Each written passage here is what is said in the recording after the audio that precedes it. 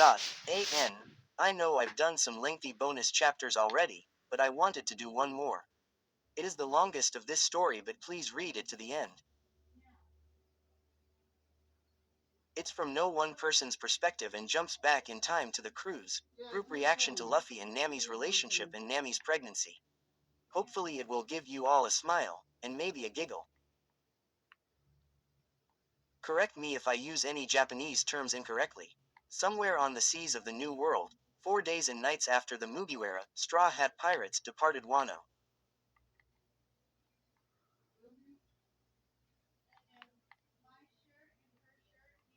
Itadakimasu, Gochaizu-sama. The crew had sat down to enjoy a sumptuous dinner that evening, courtesy of Sanji. Most were enjoying it anyway. Over the last few nights since leaving Wano, and officially continuing their journey towards Laugh Tale, a few of the crewmates had noticed Robin napping or trying to in various rooms aboard the Sunny. Most had also noticed their captain's absence from the men's quarters during those nights. Though no one had said anything aloud as yet, most were now aware, or had an inkling, that the relationship dynamic between the captain and their navigator had shifted, and tonight, there was a distinct tension in the air. Luffy, dressed in his usual attire, because he doesn't have many clothes, idly poked his sea cow steak, while looking anxiously to Nami and the rest of his crew and back to his food uninterested. Nami, dressed in a pink tank top, denim shorts and proudly displaying a beautiful jade pendant, was devouring her own steak with abandon. Though she did spare Luffy next to her a couple of glances and small smiles between bites, in a way that seemed to be to reassure him, and perhaps herself. Seeing Luffy not hungry was peculiar in itself, especially when it came to meat.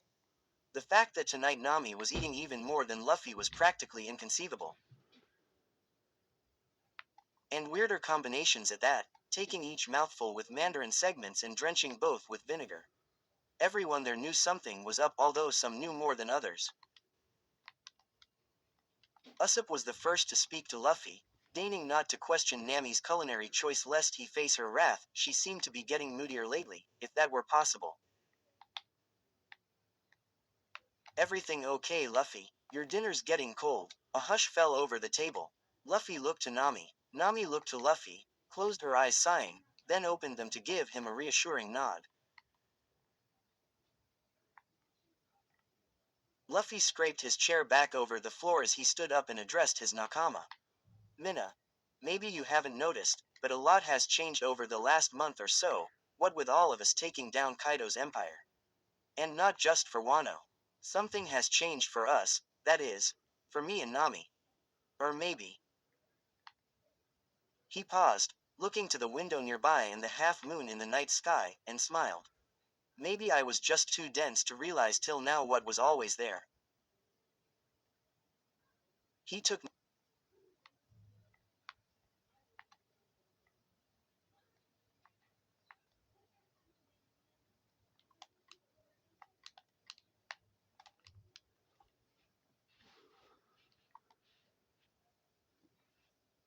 Nami's hand and gently pulled her up to stand beside him.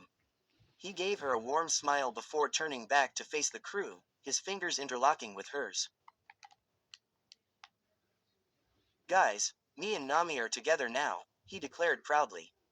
Their nakama continued to sit quietly, though Usopp gave a knowing nod while Sanji with hair over his eyes made it hard to guess his reaction. Only Brook's jaw hung open, seemingly the only member of the crew who wasn't aware of the pair's feelings for each other. This hadn't quite been the reaction Luffy was building himself up for. Nami decided to step in, clearing her throat. Ahem, yeah everyone, it's true. Honestly, since joining the Mugiwara, you guys have become family to me, and Luffy. She paused a moment to gaze lovingly at her wonderful idiot, that and more, and now. She took a deep breath in and out, and placed a hand on her belly. In a few months' time, our family will be growing. By one more. This revelation did get more of a reaction, at least from Usopp, Frankie and Brook, who weren't aware things had gone quite that far. It looked as though they were moments from screaming, "What?" when Sanji stood up suddenly, scraping the floor with his own chair. Nami. He began in a small voice, turning to look her in the eye, and managed a small, sad but sincere smile. I'm happy for you both, really I am, and I'll do everything in my power to support you both, and the baby. With the best case scenario now realized, the rest of their Nakama cheered, aside from Robin, who settled for giving Sanji a gentle kiss on his right cheek and a smile that said thank you for making this easier for her. This earned Robin a blush and a more natural smile from Sanji. Soon Chopper ran up to Nami and hugged her leg tightly. I'm so happy for you, Nami, and I promise to be there through yours and the baby's development every step of the way. And don't count us out, Usopp added with a proud grin. If I can lead troops of over 5,000 brave warriors, I can tackle making a mighty fine crib and high chair, and you can count on me to convert one of the spare rooms into a super nursery and baby-proof the whole ship, right after I've set up some proper sleeping quarters for Robin. That would be lovely, Frankie, thank you, Robin said graciously, smiling at the cyborg, before turning back to the couple. And until you two decide what you want to do about the child's education long term, I would be delighted to take charge of their tutoring. Brooke stood up, and I will compose only the most soothing of lullabies to ease any child's troubled heart, be it fretful day or restless night. Already my brain is alive with sweet melodies in the making, even though I don't actually have a brain or organs to speak of. Yo ho ho ho ho ho. Jinbei did not rise but offered them all a hearty grin as he spoke. I can't say I know much of child rearing myself, but like my new Nakama, I will gladly support you, Luffy, Nami, and your precious treasure in any way I can. Nami's eyes brimmed with tears at the overwhelming love and support of her dear friends.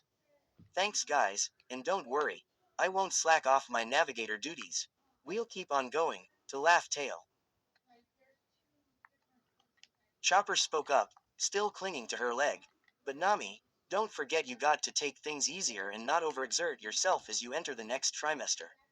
We can always wait until after the baby's born before continuing our journey. Nami looked to Chopper, to her Nakama who offered their own approving nods, and to Luffy who wore that same smile 4 nights ago. Thanks. Guys, really, but I'll be okay. It actually feels like now more than ever, Laugh Tale is the place we need to be. She again placed her hand on her belly, the place to start our next big adventure. Our greatest yet, Robin said brightly, coming up behind Nami to envelope her and Luffy in a hug. Soon the whole crew were joined in a group hug, until a toot and a strong odor filled the air. At that, Nami pushed away from the group, ran towards the bathroom, and just short of the door, collapsed on her hands and knees and vomited. Then several things happened at once. Luffy ran to Nami while she muttered sickly apologies and held her where she knelt. Chopper assessed her for any symptoms besides nausea. Robin ran to get her some water. Usopp was downed, having been kicked by an irate Sanji for making Nami sick with his offending stink.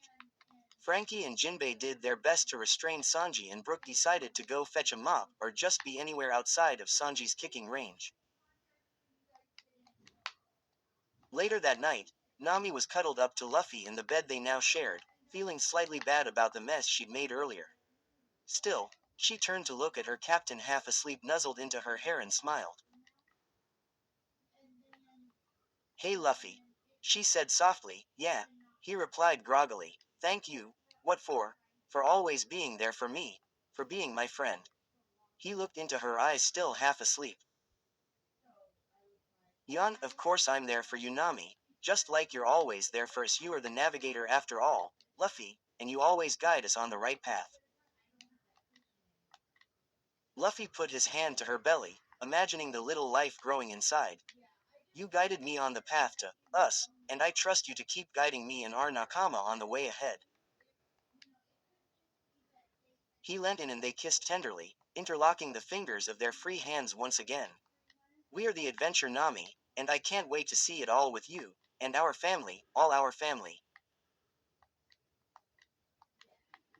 And he grinned that beautiful dopey grin she fell in love with years ago, giving her belly a rub. Nami smiled back. So long as we don't have to keep chasing after a lost Zoe. Nami cut herself off as they looked at each other with expressions of dawning realization and panic. Zoro. At that moment, on an island miles away from the sunny where the Mugiwara had stopped for provisions earlier that day, said swordsman woke from the tree he had been napping against with a start, and a burst snot bubble. Snort huh, wah what I miss. That's all I can think of for this story. However, I was considering writing a sequel that focuses more on Vivi, her return and attempt to restore her homeland with Sabo's help, and perhaps explore more of her complex relationship with Koza.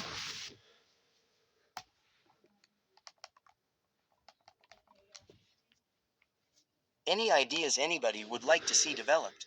Anyway, thanks to all of you amazing Wattpadders who followed and voted for this story over all these months and for your kind words and support, including but not limited to Odox, Kuya Nick, Sky underscore Fubuki, Taro Kug, Nami X Luffy San, Ars Chella C, Shalala, Hunt 444, Raven 62142, Lycaxi 947, Bang Argi, Legit, Chiwa underscore Dezu, INF underscore Flame E, Nario 616, Lander 9458, and many, many more. And most of all, thanks for coming aboard and bringing along all your hopes and dreams. Where stories live, discover now.